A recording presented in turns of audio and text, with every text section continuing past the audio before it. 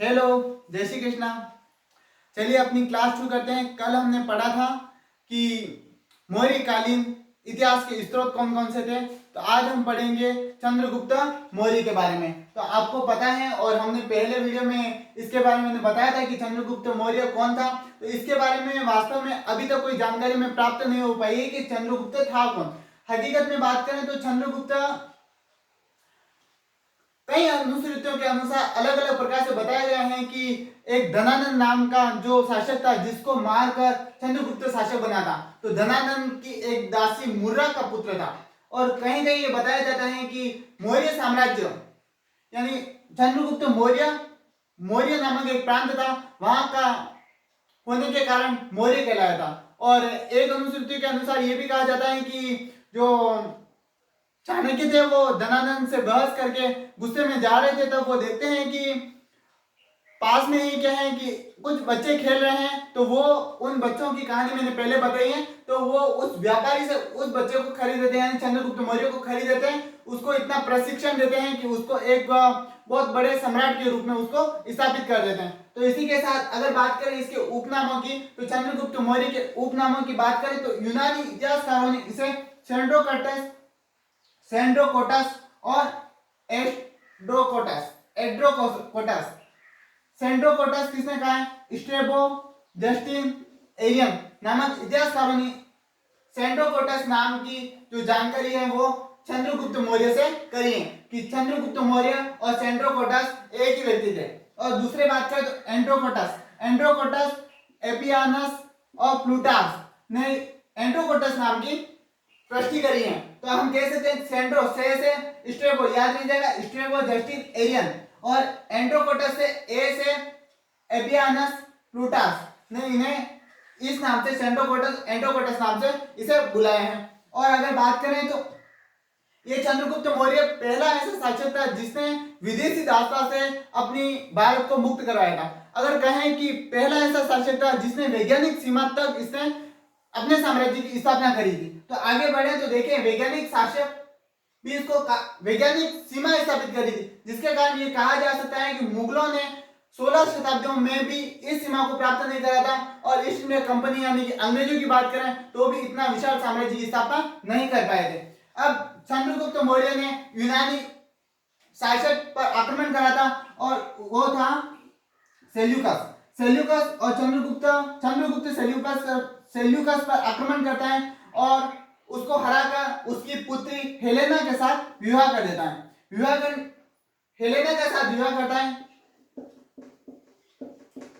और उनसे क्या करता है, 4 प्रांत दहेज के रूप में प्राप्त करता है, यानी काबुल, कंधा और हेरात ब्लू 4 प्रांत प्राप्त करता है। परंतु अब वैवाहिक संबंध स्थापित हो गए थे, दोनों के मध्य मधुरता बरकरार रखने के लिए ये क्या करता है, चंद्रगुप्त के पास बहुत सारे हाथी थे, तो ये चंद्रगुप्त उनको उपहार स्वरूप 500 हाथी दान में दे देता है, भेंट दे देता है। सेल्यूकस का एक राजदूत था मेगास्थनीज हेलेना के साथ भारत आता है विदेशी राजदूत के रूप में और चंद्रगुप्त मौर्य के दरबार में आता है। यहाँ की स्थिति देखकर वो एक ग्रंथ की रचना भी करता है जिसका नाम है इंडिका। इसी के शासनकाल में चंद्रगुप्त मौर्य के शासनकाल में प्रथम जैन संगीति का आयोजन किया गया था। और प्रथम जैन संगीति का आयोजन कब किया गया था, तो 300 ईस्वी पूर्व में किया गया था। कहाँ किया गया था? पाटलिपुत्र में 300 ईस्वी पूर्व जैन संगीति का आयोजन किया गया था। प्रथम जैन संगीति का आयोजन किया गया था जिसके अंदर ऐसा कहा जाता है कि उस समय 312 ईस्वी पूर्व मगध पर भयंकर अकाल पड़ा।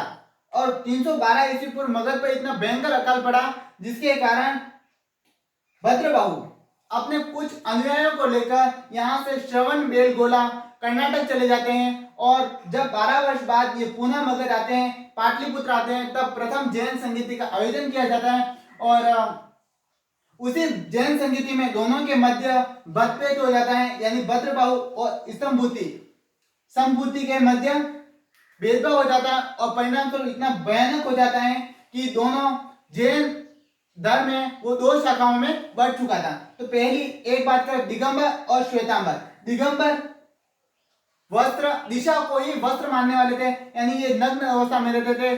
जैन धर्म की मूल शिक्षाओं में विश्वास करते थे और ये श्वेतांबर जो लोग थे यानी श्वेत वस्त्र धारण करते थे तथा जैन धर्म को परिवर्तन के साथ अपनाना चाहते थे। तो इन दोनों के मध्य मतभेद हो जाता है। कुछ समय बाद ही क्या होता है कि 1298 ईस्वी में ये फिर से श्रवणबेलगोला की तरफ चले जाते हैं कर्नाटक में। इन्हीं के साथ चंद्रगुप्त चले जाते हैं और चंद्रगुप्त इतने दुखी होते हैं इस भयानक 12 साल के अकाल से, जिसके कारण दुखी होने के कारण ये वहां जाते हैं, कठोर तपस्या करते हैं और सेलेना पद्धति के माध्यम से अपने प्राणों को त्याग देते हैं। तो सेलेना पद्धति के माध्यम से यानी कि भूखा रहकर ईश्वर की प्राप्ति के लिए भूखा रहकर अपने प्राणों को न्योछावर कर देते हैं। और इसी के साथ चंद्रगुप्त मौर्य को हमने पढ़ा और चंद्रगुप्त मौर्य ने एक कार्य और करा था, सुदर्शन झील का निर्माण करवाया था। और सुदर्शन झील का निर्माण अपने सौराष्ट्र के गवर्नर पुष्यगुप्त वैश्य को आदेश देके